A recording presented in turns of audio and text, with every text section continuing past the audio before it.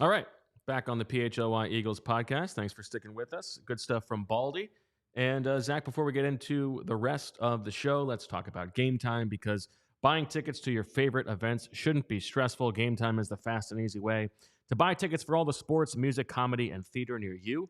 With killer deals on last-minute tickets and their best price guarantee, you can stop stressing over the tickets and start getting hyped for the fun you'll have. They've got flash deals and last-minute tickets, easy to find and buy tickets for every kind of event in your area. Images of seat views. Game Time is the place for last-minute ticket deals. Forget planning months in advance. Game Time has deals on tickets right up to the day of the event. Get exclusive flash deals on tickets for football, basketball, baseball, concerts, comedy, theater, and more. The Game Time guarantee means you will always get the best price. If you find tickets in the same section and row for less, Game Time will credit you 110% of the difference. Snag the tickets without the stress with Game Time. Download the Game Time app, create an account, and use code PHLY for $20 off your first purchase. Terms apply. Again, create an account and redeem with code PHLY for $20 off. Download Game Time today. Last minute tickets, lowest price guaranteed. Zach, how are you? You and I have not had a chance to catch up since the show started. What's going on? Yeah, doing well. Was excited for today's show. Enjoyed catching up with both Fletcher and Brian Baldinger. Learned from both of them. In Fletcher's case, it's interesting. He was someone who's, like you said, a 12-year veteran, turns 33 tomorrow, and has perspective on the situation that the Eagles are in that some other guys might not have, frankly. And that's why I asked that question, because he's speaking from someone who's experienced Philadelphia during this time, and he said, like, let's be clear here. You know, they're a 10-win team, right? There's 10-3, but as we know, the criticism, the tenor of the city after a loss, it can grate on people who are not as used to it. You know, Kelsey, how could people even be discussing the possibility of a head coach losing his job at 10-3? I'm not going there. But no, like Fletcher and Kelsey and Lane Johnson and Brandon Graham, like, they know what's up, right? And they're good at dealing with The that. people care. Yes, exactly. And would you rather have low expectations? Come on.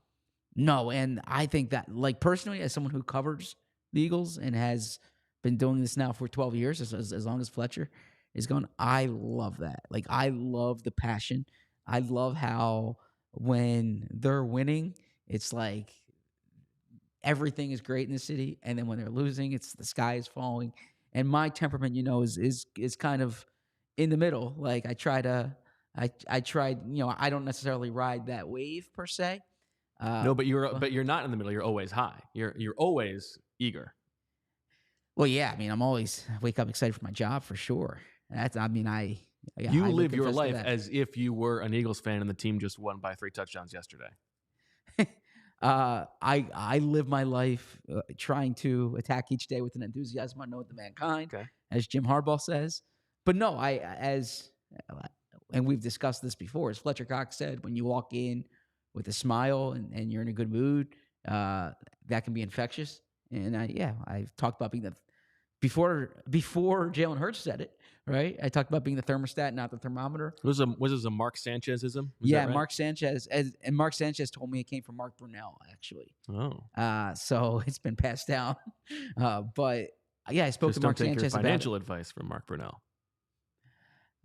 I'd have to look up what that reference is about, but I can assure you I've never taken financial advice from Mark Brunell. I've never spoken to Mark Brunell, actually. Although they're a little piece of Eagles history. The Eagles were once interested in acquiring Mark Brunell, and I think they wanted a longer contract that Brunell was looking to sign. This was when Brunell was with the Packers, and he ended up going to the Jags. So a little... My childhood was spent rooting for Mark Brunell. You know what? I liked Mark Brunell for the same reason that I enjoy watching Tua now, and that I loved watching Michael Vick and Steve Young. I don't think we can guess where this is going. Yeah, there aren't enough lefty quarterbacks. Jared Lorenzen? Michael Penix Jr. I thought of you, by the way, when I was watching the Heisman ceremony. And I doubt you watched the Heisman ceremony. I did not, but that's okay. So I'm a little bit worried about you thinking of me with Michael Penix. Well, that's what happened on live TV. Robert Griffin III said, he said, and it's very important to pronounce the name right. and Michael looked very uncomfortable in that situation. Okay. And in that moment, I can empathize with a Heisman Trophy finalist because I have been made to feel uncomfortable many times, including yesterday's show, by the way. Well, Yes. that was your doing. No, I mean, we could have just kept rolling, right? Right. Yeah, we don't need to bring it back up again. Everybody is very curious. We do need to get to it. I have been trying to keep my ears plugged, avoiding spoilers about it. How did last night's basketball game go? We lost. And we played better. Our substitution patterns worked out well. Shout out to Brian. He sent a text with the substitution patterns earlier in the day, and we mostly adhered to it. Some things we adjusted on the fly. 8 players on the team or 10? No, 8. 8. Okay. 8, yeah. And are you? Is it like you're rolling 3 at a time, 4 and 4? sub-wise? Because it's 4 and 4. That's right. Sometimes 2, sometimes 3. There were times when it was 1, but yeah, you're never going wholesale. No, not like hockey. Okay. Not like hockey. But we played better. We didn't play well enough on the glass. There were some opportunities late in the game that we could have maximized, and I'll take responsibility for some of them as well. Although I wasn't on the court in the final few minutes, but at the time I was. No, I'm saying the time I was on the court, I thought the ball was moving decently, but Did you take any shots last night? No, I didn't shoot, but You didn't take any shots? No, but I thought the ball was moving really well when I was on the court. That's what I was trying to do. But this is so. I mean, God love you for who you are. There's no doubt about it. It's just funny to me. You wait all week to play this game. You're not even putting up one shot. I'm trying to win, and I was trying to get the ball in the hands of the scorers, and I was trying to get their defense moving a bit. I thought our team played well. I think our guys should be. I shouldn't say our guys, our Your entire team yeah. should be proud, and we'll get. Well, I won't be there next week, and then it's Christmas the week after that, and then it's New Year's the week after that. So I actually won't be back with the team until January. But short-term IR. I think good things are ahead, and I will play better. And but I think. Did you take any shots last week? I think we're building. I taking shots last week. No, I didn't take shots last. Actually, no, I did take a shot last week. Missed. Okay. Yeah. Because you're never getting out in transition. I mean. Yeah, but I'm distributing. Okay. I'm distributing. I want to be. I want you to get some, Zach. I want to be someone who's some buckets. I want to be someone who the other people want to be on the court with. Like they feel like he's making them better. Right. That's what I'm trying to be, and then trying to play good defense, trying to move the ball, and. How about any tension between the two teams this time around? Yeah, there's always tension. There's always tension. And I would say it's about our team, and I would say it's about the other team. Like, there's never a call that someone agrees with. Like there was one time, and I'm not calling anyone out on my team. I'm like, I'm proud of my team, right? Yeah. But there was like a clear foul, and the guy was like, and I even said to our bench, everybody's Patrick Mahomes. I was like, that was a good call. That was a good call. There was a time when I was playing transition D, okay, and I went and I thought I played good D, and the guy got he got called for a walk, which was the right call. Because you were hounding him. Yeah. I mean, I got my hand in there and got my hand on the ball, and he kept possession. But he kept running. He kept running. Okay. And so it was a walk, and someone on the other team was like appalled and thought like I need the guy. The guy wasn't even on the ground. And by the way, I'm the smallest guy on the court. Like you're gonna be that outraged by something that I did? And I was like, A, there's an official. B, he didn't lose his footing at all. Okay. And C, I actually had like rights to the spot. Like I was I was on the spot. I didn't go for the charge. I actually went for the steal. But yeah, I was a little like the guy came running on the court, and I'm like, so that should be an automatic tag. What are we doing? I was like, of all things to be outraged about, tee him up. There was so much scrappiness in this game, and I'm thinking like, that's the play there. Come on, man! Like the guy who got charged for the walk wasn't even that outraged in that minute. So But in any event, I certainly don't want to speak out of turn. Congratulations to the other team. We did not play well enough to win, but we will turn this around. Okay. Yeah. Way to take responsibility. Good job. Mhm. You had a framing device for a conversation that you wanted to have. Yeah. So I went back and watched yesterday's show, and I said something. I was obviously for anyone who watched, I was trying to well, I wouldn't say trying to defend, but I thought it was a good conversation yesterday. I was trying to provide like a voice of reason, and I said 25 of 32 teams would trade places with the Eagles in a second. Essentially saying like the Eagles are 10-3 right now. They have 2 bad losses, but relax, they're in good shape. And I said 25 offhand. And so now that the week is finished and everyone has their records, right? Miami played last night. What I wanted to do is I wanted to ask you, is this team better off or worse off this season than the Eagles, right? In other words, would this team trade places with the Eagles? And by that, you consider the rosters that they have, their record, their path to the Super Bowl. Okay? And this is this season only. This season only. Not which long franchise, term. which state of the franchise would you rather have? Exactly. So let's start in the NFC with Dallas. Okay. At 10-3. Now listen, we've talked. If both teams go 4-0, the Eagles win the division. Dallas has a more difficult schedule down the stretch. They've got at Buffalo, then at Miami, then Detroit, and then they close at Washington. Certainly, even if you factor in that they are a stronger team than the Eagles right now, their odds of going 4-0 are worse than the Eagles' odds of going 4-0. I think I would still rather, if the goal is just to win the 2023, 2024 Super Bowl, I would still rather be Dallas. Okay. I think they are just a better team right now. I would agree with that right now. Yep. Let's go with San Francisco at 10-3. There's no doubt you would rather be San Francisco. They seem like probably the best team in the league right now. They have at Arizona. They've got a huge game in Baltimore or a home against Baltimore on Christmas Day, and then at Washington, home against the Rams. They should go at least 3-1. Certainly odds are, I think that they will be the 1 seed. Detroit at 9-4 with a 2-game lead in the NFC North. Detroit has Denver at home, then at Minnesota, then at Dallas, then Minnesota. I would rather be the Eagles. I think they're a better team. I think they have a better path to seeding. And we can agree that there's no one else in the NFC who's worthy of this conversation. We can talk about the NFC South with the path to win the division, but 3 teams at 6 and 7 there, and none of them have rosters. Yeah, I think if the conversation is just for this year winning the Super Bowl, I think the Eagles are in the 3rd best shape. So then let's shift to the AFC. Baltimore at 10-3. Would rather be Baltimore. A better team right now, I think, playing better.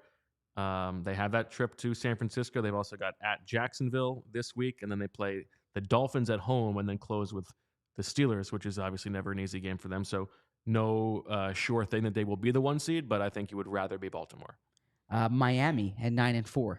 And they had a chance last night to be the top seed, and then as Baldy said, Will Levis came. Yeah, this is an interesting one. And they've got a difficult schedule too. They've got the Jets this week, and then the Cowboys at home, at Baltimore, and they close with Buffalo. I think the Eagles are a better team than the Dolphins. I think the Dolphins have an easier path to the Super Bowl because I think they will win that division and probably be the 2 seed. You could convince me either way on that one. I think I would rather be the Eagles, but I feel like if I was the Dolphins, I would rather have their path. Sure. If that makes sense. It does. Kansas City at 8-5. I would still rather be Kansas City. You have Patrick because Mahomes. You got Patrick Mahomes, you got Andy Reid. Everybody's angry and they sort of embarrass themselves in the way they reacted to the Bills game. But I think you wake up on the day the playoffs start. I think I'd still rather be Kansas City. Our old friend Doug Peterson in Jacksonville. I'd rather be the Eagles. They've got a shot to get the 2 seed. They got Buffalo at Tampa, Carolina at Tennessee, so a pretty easy ending to the schedule. They got to deal with is Trevor Lawrence going to be healthy, and can the defense be more like what it was in the first half of the season? But that doesn't. If the goal is to win the Super Bowl, I'm more ready to believe that the Eagles could flip a switch and that the Jaguars can turn that on. Somewhere that way is Audubon Hardware. Mm. And Joe Flacco, the quarterback who the Eagles traded to the Jets, Yes, to get Reed Sinnett in there, Gardner Minshew as the backup. Joe Flacco has revitalized, or I shouldn't say revitalized, but given the Cleveland Browns fans hope here. 8-5 Cleveland Browns. Would you rather be them right now than the Eagles? I mean, I think I might rather be a Browns fan right now. Okay. It's just more exciting. This is good. This goes to the exceeding expectations Mhm. thing. It's a little bit more fun. But if you're saying who am I putting money on to win the Super Bowl, I would still pick the Eagles. So as a quick aside, my son Reed, who's getting really into football, he's real curious why my friend's husband is not playing on the Eagles and why he's on the Browns. And that's how he framed it. My friend, of course, Marissa, our former producer. Shout out to Marissa. And her husband, Michael Dunn. Some of those jumbo packages in the red zone. Yeah. So he asked me that question. I was like, well, he's on the Browns. But his first game, my son's first game, was the Eagles-Browns preseason game. So that's right. how he knows Marissa. So then the Buffalo Bills at 7-6. That's the other interesting one. Mm-hmm. I mean, given the likelihood, like the Eagles have a good chance to still be the 2 seed, I would still rather be the Eagles. But I think if the Eagles and Bills played tomorrow, I would probably pick the Bills right now. And then the AFC is clearly the superior conference because you have a handful of 7-6 teams: Pittsburgh, Cincinnati, Denver, Indianapolis, Houston at 7-6. Would you want to be any of them right now? Of course not. Yeah. So now that framing device shows that the Eagles are in enviable position in around the league, and you framed it well. You're not compared. Jeffrey Lurie and the Eagles rightfully don't compare themselves to the Las Vegas Raiders right now, right? Or pick a team, the Arizona Cardinals. They're comparing themselves to the top of the league, and they entered the season with Super Bowl expectations. But I stand by like 25, 27 teams maybe would trade places with the Eagles right now. Would say I would take 10-3 with the chance with that schedule ahead, with the chance to be the 2 seed and probably at worst the 3 seed. Okay. And have that team for your run to the Super Bowl than where I am right now. And I don't say that to tell our fans and listeners that you shouldn't be frustrated by the way the Eagles played these past 2 games, by some of these problems. I thought Baldy put it well in terms of why there should be concern relative to some other teams. But I frame it that way as saying there's not a perfect team in this league, although San Francisco is playing really well. The Eagles are in a skid right now, but they're still in a good spot. And I'm not trying to be Opie optimist. What I'm trying to give is perspective on, like Fletcher said, they're 10-3. Not all wins are equal, but all wins count the same. And those 10 wins that they have matter. And this is a team that I think when we pick our heads up on January 9th, are going to be at worst, in my view, at worst 12-5. Likely 14-3, maybe 13-4. Do you think they're going to win all 4 games? I think they're going to win those last 3. I think saying likely 4-0 is a little bit of a stretch. I mean, Seattle's a weird team to figure out. They've lost 4 in a row, and we're going to get into Seattle this week. But it's a tough place to play. It's a tough trip. The Eagles haven't beaten the Seahawks since 2008. Although, quick aside, Jason Kelce said that the Seahawks are the last team he hasn't beaten. Okay? A little fact-checking here, and I'm going to talk to Jason about this week. Cincinnati, he tied Cincinnati. Okay? Well, he certainly tied him in 2020. Yeah, he tied Cincinnati. He hasn't beaten Cincinnati. What happened in 2016? They lost. Okay. 2012? 2012, they lost. Okay. But my question is, does he factor in the preseason? Because I think they might have played. I'm not sure. They did play a preseason game in Cincinnati. I remember that. I don't remember the outcome of that game. Yeah. But or does he consider the tie? Like maybe he said the only team that maybe he doesn't he's never lost to. Or, Yeah, or he's never exactly, or the only team that's beaten him. He's never beat the Eagles. He's never true. But yeah, I'm curious about that. But anyways, what I was saying was that Seattle. Excuse me, Jason. Just a little fact check on your podcast. I have a quick clarification question for you. Is that how I sound? Just when you're coming up to clarify one thing you said on the podcast. I don't know. He actually said it on at a press conference. Okay, not a podcast, but I do. Excuse me. Yeah, I said, Jason, just want to run something by you. Okay.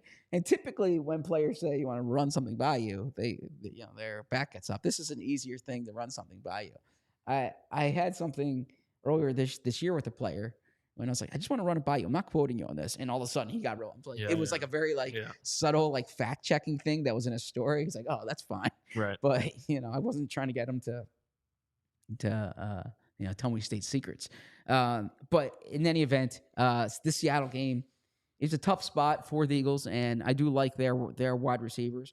But if I think the Eagles are going to win the last 3 games, unless they try not to. Playing the Giants 2 times in 3 weeks. Yeah. Tommy D, we got some time to get into that part of the matchup, but maybe it's playing any team 2 times in 3 weeks is not. I guess so. And week 18 games are always weird, right? Especially if spots are locked up. But I don't know. Maybe I'm influenced by watching Tommy DeVito at Syracuse. I think the one thing Tommy D was slinging it last night. Yeah, the one thing Sirianni's teams have done is they've beaten the teams they're supposed to beat. Outside of New Orleans last year. Not in that stadium. Not in that stadium. The Jets this year. Okay. Yeah. I see what you're saying. And then Jalen Hurts 2 years ago. Yeah. Okay. Last year and even this year, the Jets game aside, I know I can't say the Jets game aside, but I don't know. The Eagles have had the Giants number for the most part.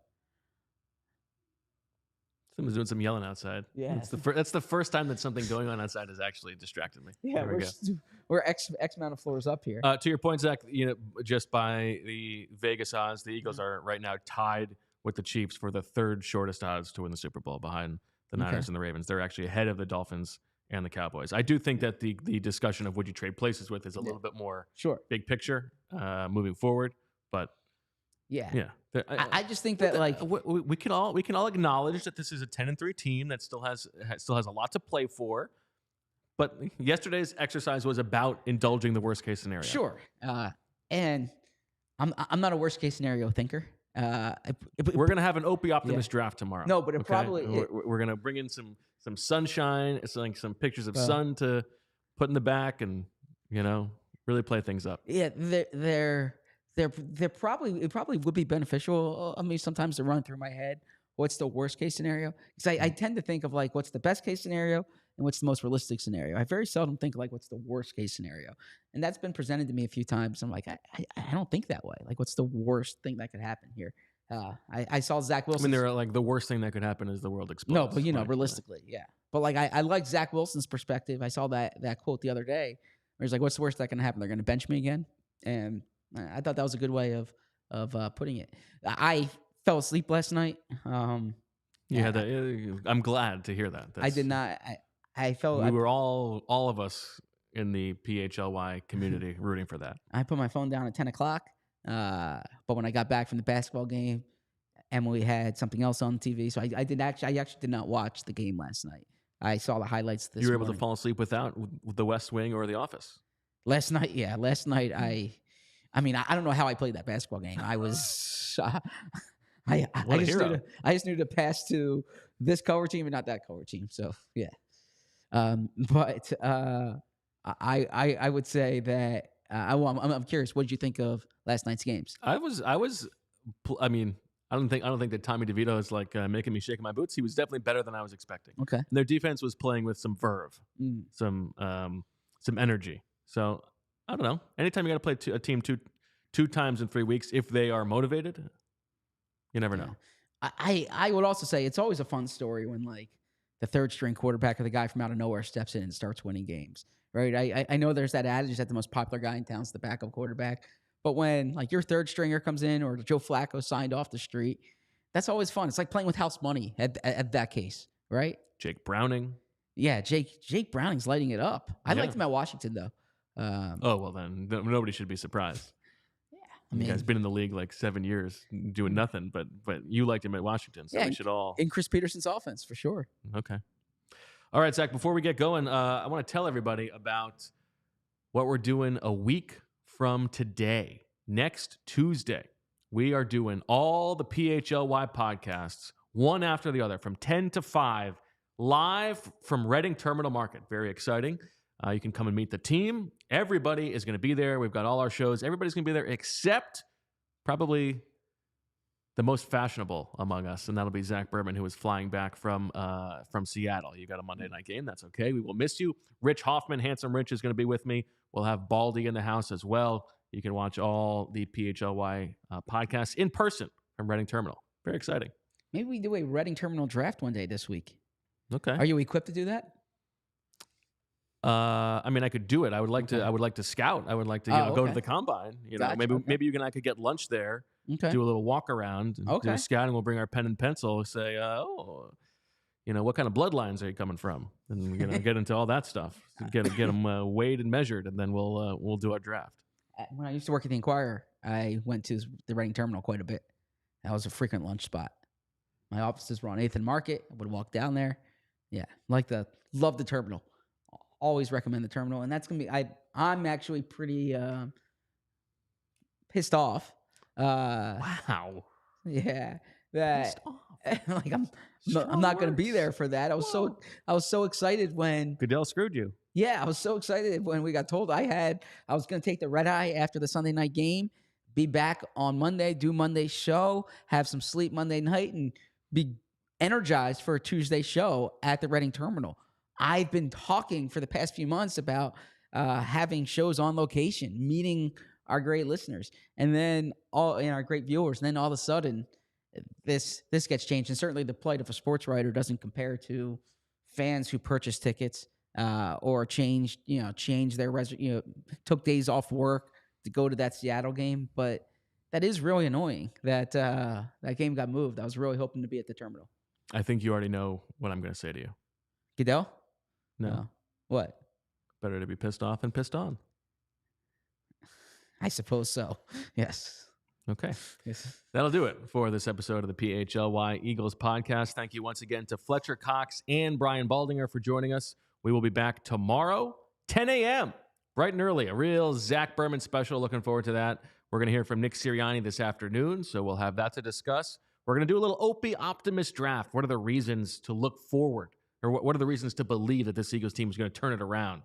And maybe some questions from you guys. So if you have specific questions that you want us to answer on the show tomorrow, let us know. Tweet at Zach or just leave it in a comment in a random YouTube video that has nothing to do with the Eagles. Zach will search it out. He will find it as long as you put his name in there. That is how dedicated he is. So thanks, everybody, for watching. Thanks for listening. We'll talk to you tomorrow. And as always, we love you. We all silly like the mayor.